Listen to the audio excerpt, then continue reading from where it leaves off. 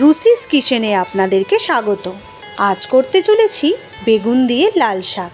রান্নার জন্য কেটে রেখেছি লাল শাক, বেগুন, অল্প রসুন আর পেঁয়াজ। কড়াই গরম করে কড়াইয়ে অল্প 5 ফোড়ন দেব, কুচনো পেঁয়াজ দেব আর রসুনটাকে থেঁতলে ভেজে নেব।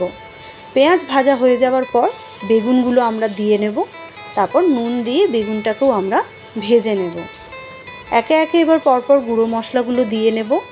লঙ্কা গুঁড়ো, জিরে গুঁড়ো, হলুদ গুঁড়ো দিয়ে আমরা বেগুনের সাথে মশলাগুলো কষে নেব।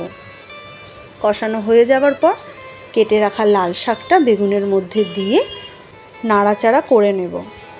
একবার ঢাকনা দিয়ে দেবো, তাতে শাকটা আমাদের কমে আসবে। তারপর ঢাকনা খুলে বেগুনের সাথে আমরা শাকটা ভালো করে মাখিয়ে নেব। তারপরে কড়াইয়ে একটু জল দেব, যাতে আমাদের শাকটা একদম নরম হয়ে আসে। তা সেদ্ধ হয়ে গেলেই খুন্তিয়ে করে একটু আমরা বেগুনগুলোকে থেড়ে নেব, আর শাকটাও একদম নরম হয়ে যাবে। মাখো মাখো হয়ে গেলেই আজকের বেগুন দিয়ে লাল শাক রেডি।